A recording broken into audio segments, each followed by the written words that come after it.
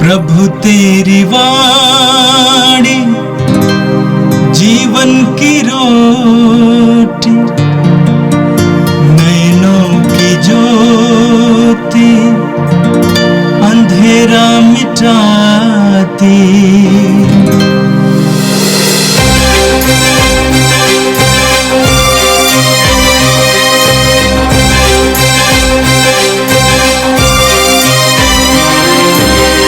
प्रभु तेरी वाणी जीवन की रोटी, नैनों की ज्योति अंधेरा मिटाती। प्रभु तेरी वाणी जीवन की रोटी, नैनों की ज्योति अंधेरा मिटाती। वाणी वाणी वाणी वाणी वाणी पवित्र है, शाश्वत है, जीवन का मन्ना है। 21 जनवरी मंगलवार।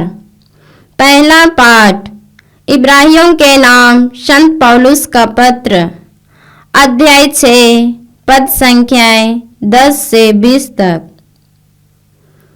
ईश्वर अन्याय नहीं करता। आप लोगों ने उसके प्रेम से प्रेरित होकर जो कष्ट उठाया है, संतों की जो सेवा की है और आप भी कर रहे हैं, ईश्वर वह सब नहीं भुला सकता। मैं चाहता हूँ कि आपकी आशा परिपूर्ण हो जाने तक आप लोगों में हर एक वही तत्परता दिखलाता रहे। आप लोग ढिलाई ना करें, वरना उन लोगों का अनुसरण करें जो अपने विश्वास और धीरज के कारण प्रतिज्ञाओं के भागीदारी होते हैं। ईश्वर ने जब इब्राहिम से प्रतिज्ञा की थी तो उसने अपने नाम की शपथ खाई, क्योंकि उससे बड़ा कोई नहीं था जिसका नाम लेकर वह शपथ खाए। उसने कहा, मैं तुम पर आशीष बरसाता रहूंगा और तुम्हारे वंशजों की असंख्या बना दूंगा। इब्राहिम ने बहुत समय तक धीरज धरने के बाद प्रतिज्ञा का फल प्राप्त किया। लोग अपने से बड़े का नाम लेकर शपथ खाते हैं, उनमें शपथ द्वारा कथन की पुष्टि होती है और सारा विवाद समाप्त हो जाता है। ईश्वर प्रतिज्ञा के उत्तराधिकारियों को सुस्पष्ट रूप से अपने संकल्प की अपरिवर्तनीयता दिखलाना चाहता था, इसलिए उसने शपथ खाकर प्रतिज्ञा की है। वह इन दो अपरिवर्तनीय कार्यों अर्थात प्रतिज्ञा और शपथ में झूठा प्रमाणित नहीं हो सकता है। इससे हमें जिन्होंने ईश्वर की शरण ली है वह प्रबल प्रेरणा मिलती है कि जो आशा हमें दिखाई गई है हमें उससे धारण किए रहें। वह आशा हमारी आत्मा के लिए एक सुस्थिर एवं सुदृढ़ लंगर के सदृश है, जो उससे मंदिर गर्भ में डाला गया है, जहां यीशु हमारे अग्रदूत के रूप में प्रवेश कर चुके हैं, क्योंकि वह मेल्किसेदेक की तरह सदा के लिए प्रधान याजक बन गए हैं। यह प्रभु की वाणी है। संत मार्कुस के अनुसार प्रभु यीशु का पवित्र सुसमाचार, 2 अध्याय, पद संख्याएं 23 से 28 तक। यीशु किसी विश्राम के दिन गेहूं के खेतों से होकर जा रहे थे। उनके शिष्य राह चलते बाले तोड़ने लगे। फरीसियों ने यीशु से कहा, देखिए, जो काम विश्राम के दिन मना है ये क्यों वही कर रहे हैं? यीशु ने उन्हें उत्तर दिया, क्या तुम लोगों ने कभी यह नहीं पढ़ा कि जब दाऊद और उनके साथी भूखे थे और खाने को उनके पास कुछ नहीं था, तो दाऊद ने क्या किया था? उन्होंने महायाजक अबियाथार के समय इस मंदिर में प्रवेश कर भेंट की रोटियां खाई और अपने साथियों को भी खिलाई। याजकों को छोड़ किसी और को उन्हें खाने की आज्ञा तो नहीं थी। यीशु ने उनसे कहा, विश्राम दिवस मनुष्य के लिए बना है, न कि मनुष्य विश्राम दिवस के लिए। इसलिए मानव पुत्र विश्राम दिवस का भी स्वामी है। यह प्रभु का पवित्र सुसमाचार है। क्रिस्त प्रभु की जय। यीशु में मेरे प्रिय भाइयों बहनों, आज के पहले पाठ में हम इब्रानियों के नाम पत्र में आशा के बारे में सुनते हैं। 11वें पद पर लेखक कहते हैं, मैं चाहता हूं कि आपकी आशा के परिपूर्ण हो जाने तक आप लोगों में हरेक वही तत्परता दिखलाता रहे। वही तत्परता मतलब कि प्रेम से प्रेरित होकर जो कष्ट कर रहे हैं, जो कष्ट उठाया, संतों की जो सेवा की और अब भी कर रहे हैं, ईश्वर वो सब नहीं भुला सकता। माने इब्रानी लोगों के अंदर कष्ट सहने का और प्रेम से एक दूसरे को प्रेरित करने का, एक दूसरे की सेवा करने, विशेषकर संतों की सेवा करने की जो तत्परता है वो जारी रहे और आपकी आशा के परिपूर्ण होने जाने तक, यानी जब तक मंजिल हासिल नहीं होती तब तक आप उस तत्परता में बनाए रखे और आशा बनाए रखे। लोग आशान्वित रहते हैं और कहा जाता है कि दुनिया उम्मीद के आधार पर टिकी हुई है। ये संसार आशा पर टिका हुआ है। रोमियों के नाम अपने पत्र के 5वें अध्याय के 5वें पद पर पौलुस हमसे कहते हैं, आशा व्यर्थ नहीं होती, क्योंकि ईश्वर ने हमें पवित्र आत्मा प्रदान किया है और उसके द्वारा ही ईश्वर का प्रेम हमारे हृदयों में उमड़ पड़ा है। मेरे प्रिय भाइयों बहनों, आशा एक बहुत अच्छा क्रिस्तीय गुण माना जाता है और संत पौलुस ये कहते हैं, आशा व्यर्थ नहीं जाती। हम लोग इस वर्ष सन 2025 को जुबली वर्ष के रूप में मना रहे और इस जुबली वर्ष के लिए संत पापा फ्रांसिस ने विषय जो रखा है वो यही है, आशा व्यर्थ नहीं जाती। Hope does not disappoint. आशा से हमें लज्जा नहीं होती, यानी आशा के कारण हमें शर्मिंदा नहीं होना पड़ेगा। एक कवि ने कहा है, आशा एक खूबसूरत परिंदा है जो हमारी आत्मा रूपी डाली में बैठ जाती है, जहां बैठकर आशा गीत गाती है, और वो गीत जिसमें शब्द नहीं है बल्कि गीत अनवरत चलता रहता है, गीत जीवन के अंत तक चलता रहता है। तो संत पौलुस भी समझते हैं कि पवित्र आत्मा आशा रूपी चिड़िया है और वो चिड़िया बनकर हमारी आत्मा रूपी जीवन में प्रवेश करती है, हमारे अंदर वास करती है और पवित्र आत्मा हम गीत गाता है जो ईश्वर के प्रेम के विषय पर आधारित है, प्रेम के बारे में है। इसलिए पौलुस कहते हैं कि ईश्वर ने हमें पवित्र आत्मा प्रदान किया है जो उसके द्वारा ही ईश्वर का प्रेम हमारे हृदयों में उमड़ पड़ा है।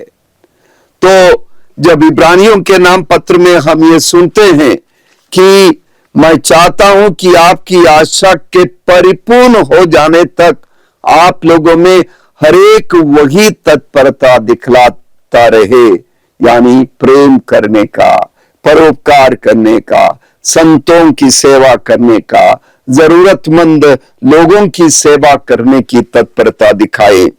और ये ईश्वरीय धुन वो पवित्र आत्मा बजाता है, गाता है, हमें आनंदित करता है, क्योंकि ईश्वर प्रेम है, उसी में हमारी आशा है।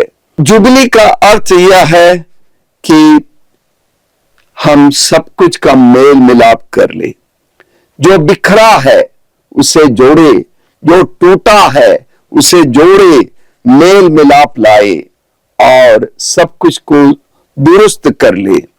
और आशा भविष्य की ओर देखती है। और जिस तरह इसायास नबी के ग्रंथ के 61वें अध्याय में हम पहले और दूसरे पद पर ये भविष्यवाणी सुनते हैं, प्रभु का आत्मा मुझ पर छाया रहता है, क्योंकि उसने मेरा अभिषेक किया है, उसने मुझे भेजा है कि मैं दरिद्रों को सुसमाचार सुनाऊं, दुखियों को ढारस बंधाऊं, बंदियों को छुटकारे का और कैदियों को मुक्ति का संदेश सुनाऊं, प्रभु के अनुग्रह का वर्ष और ईश्वर के प्रतिशोध का दिन घोषित करूं, विलाप करने वालों को सांत्वना दूं। तो मेरे प्रिय भाइयों बहनों, आशा हमें इसी परिपूर्णता के लिए, अनुग्रह के वर्ष की घोषणा की पूर्ति के लिए हमें तैयार कर देता है, हमें साहस देता है, हमारे अंदर धैर्य बढ़ाता है।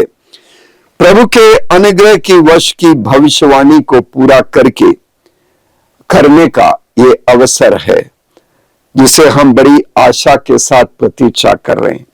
और प्रभु के अनुग्रह के वर्ष की पूर्ति हमारे प्रयास से होगी, हमें मेहनत करनी होगी और साथ साथ हमें प्रेम, सेवा और सबसे बढ़कर आशा को बरकरार रखना होगा। हम अपना ध्यान आज के सुसमाचार की ओर केंद्रित करें।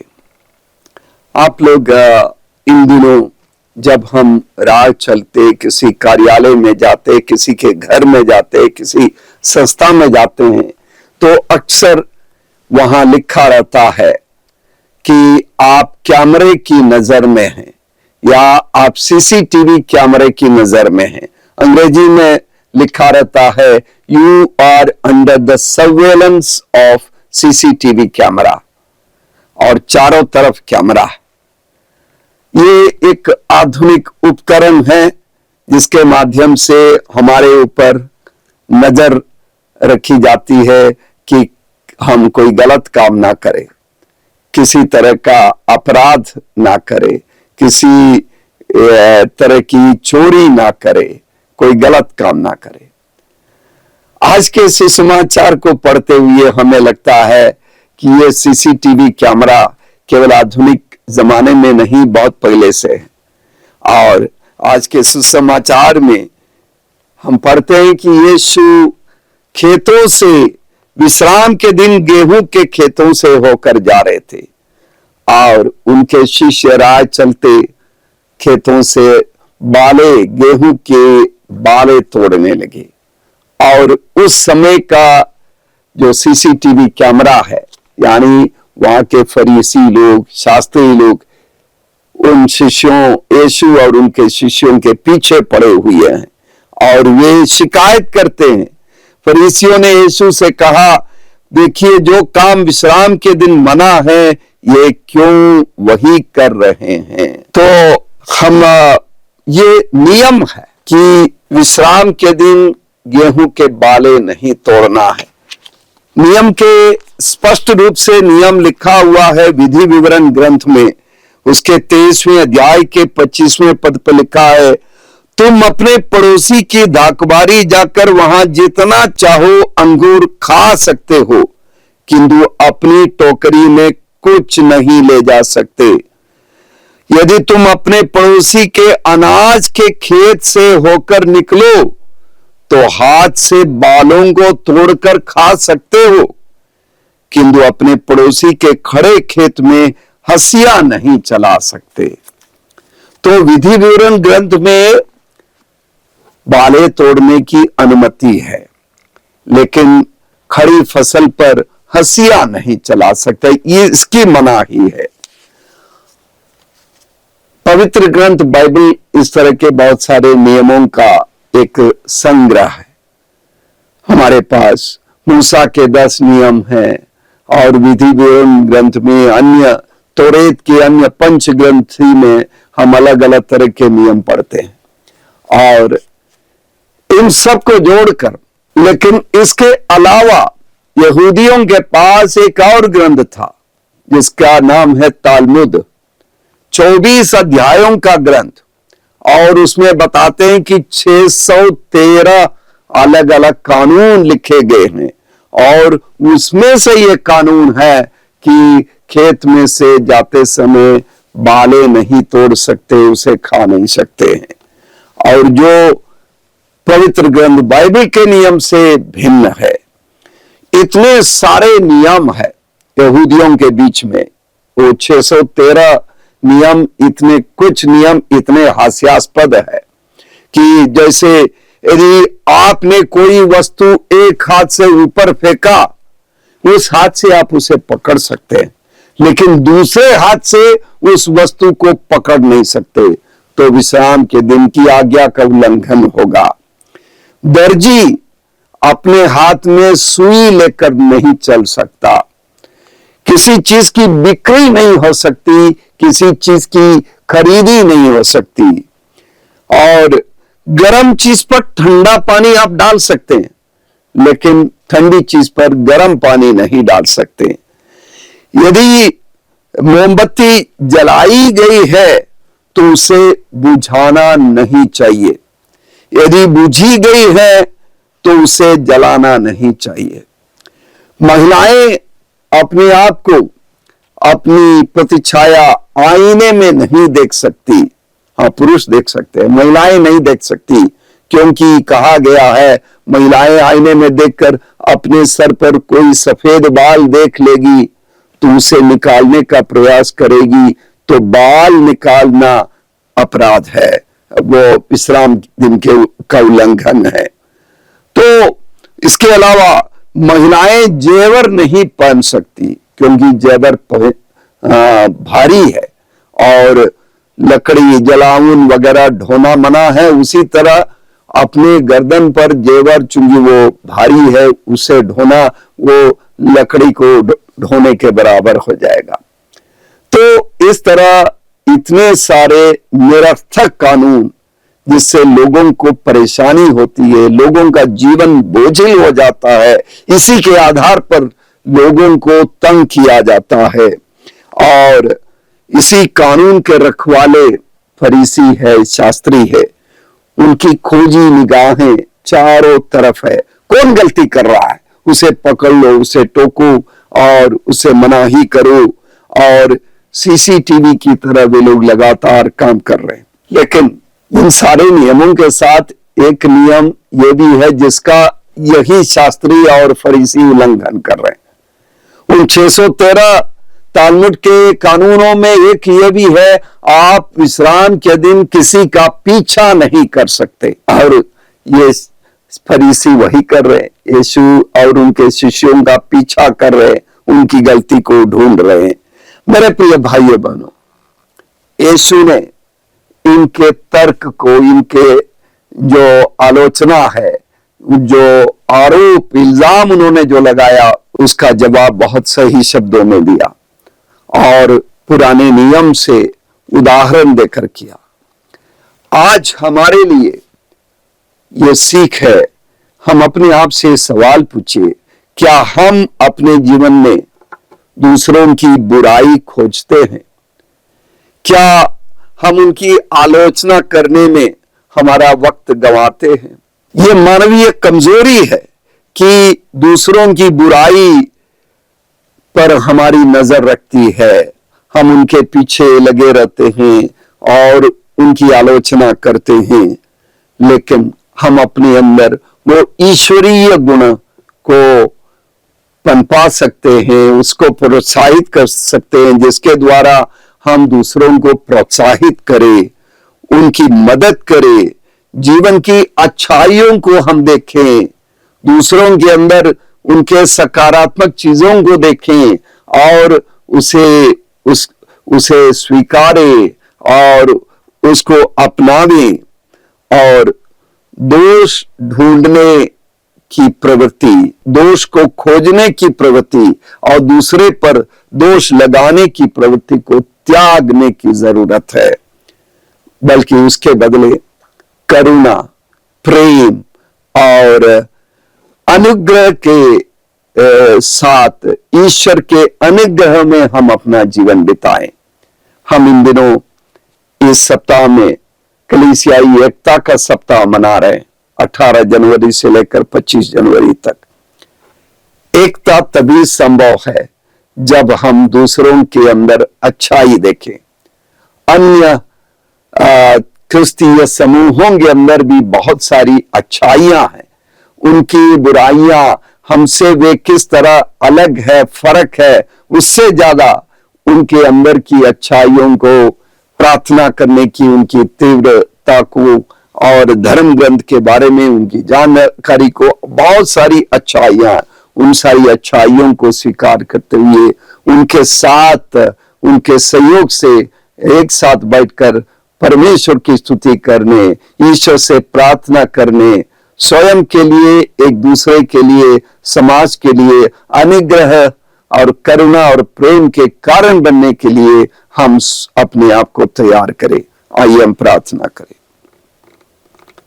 सर्वशक्तिमान प्रेमी पिता ईश्वर, हम तुझे धन्यवाद देते हैं, तेरी स्तुति करते हैं, तेरी सारी कृपाओं के लिए धन्यवाद देते हैं। प्रभु, हम अपने अंदर की कमियों को, दूसरों के दोष को ढूंढने की प्रवृत्ति को तेरे चरणों पर रखते हैं। प्रभु, हमें कृपा दे कि हम दूसरों की अच्छाई को देख सके और उसे मान्यता दे सके, स्वीकार कर सके और उसे अपना सके। प्रभु, रोज की रोटी कार्यक्रम को देखने वाले हर एक व्यक्ति को आशीष दे, तेरी कृपा में हर एक व्यक्ति बना रहे, हर परिवार को आशीष दे प्रभु, और सबके जीवन में, सबके परिवार में आपसी प्रेम, भाईचारा और समझदारी, मेल मिलाप, क्षमा करने की तत्परता, क्षमा पाने की तत्परता हमेशा बनी रहे और हम सभी आशा के साथ प्रेम और करुणा के जीवन में अग्रसर हो सके। ये प्रार्थना करते हैं क्रिस्त हमारे प्रभु के द्वारा, आमीन। प्रभु तेरी वाणी जीवन की रोटी, नैनों की ज्योति अंधेरा मिटाती, वाणी वाणी वाणी वाणी वाणी पवित्र है, शाश्वत है जीवन का मन्ना,